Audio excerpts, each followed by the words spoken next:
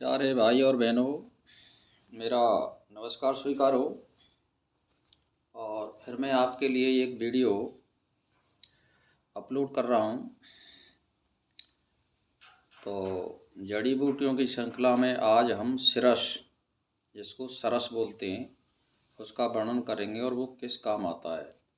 तो इसको देखिए, इसकी टहनी जो है इस तरह की होती है।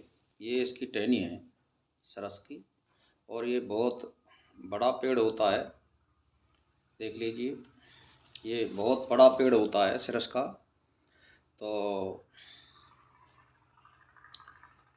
नीम, पीपल इनके बराबर पेड़ होता है और उसमें पीले फूल खिलते हैं। और ये चैत के महीना में पतझड़ हो जाता है। उस पर बड़ी बड़ी बड़ी फलियाँ आती हैं जो लगती हैं, आपने देखी होंगी सिरस के पेड़ पर। और ये इसका बीज होता है। तो देखिए, ये का काम आता है। जैसे मान के चलिए आप, ये पेड़ की पत्तियाँ हैं। इन पत्तियों को आप तोड़ लीजिए और इनके डंठलों को तोड़ लीजिए। इन समेत इनको अलग कर लीजिए, इनको अलग कर लीजिए आप। और इसको एक पानी में आप गरा दीजिए, मिट्टी के बर्तन में। इसको पानी शुद्ध और साफ़ होना चाहिए, मीठा होना चाहिए।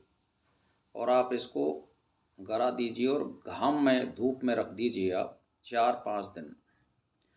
और जब इस पानी को आप छान लें, तो इसके लिए क्या होगा कि आप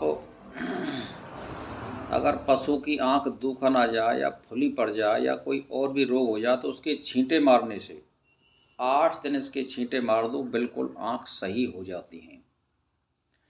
और अगर मनुष्य की आंखों में कोई भी रोग हो तो इसकी पत्तियों का रस निकाल लें। रस निकाल करके आप जो है किसी शीशी में रख लें। और ये रस अगर फ्रिज में रख देते हैं तो ये 8 दिनों तक चल जाता है। और 8 दिनों में अगर कोई आदमी गिरना चाहे तो उसकी आंख सही हो जाएंगी, चाहे वो किसी भी प्रकार का रोग हो, फुली हो, या उसको कम दिखता हो, या धुंध आती हो, या आंखों में आंसू आते हों, या लाल हो गई हों।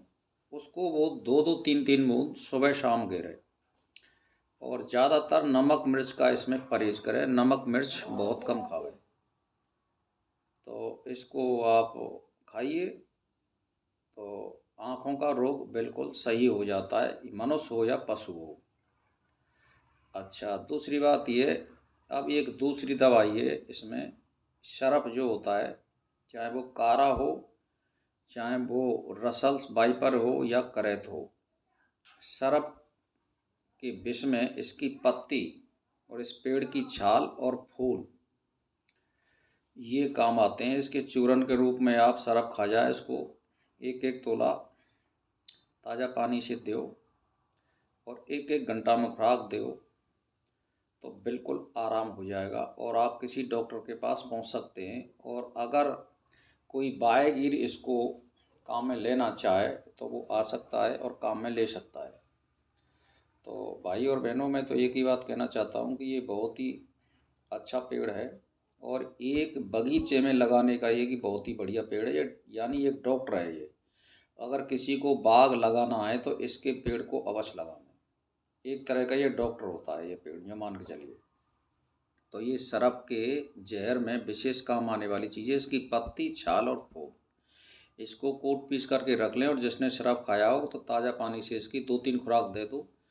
और जिस जगह पे खाया हो उस जगह पे आप पीस करके पानी से इसमें लेप भी कर सकते हैं।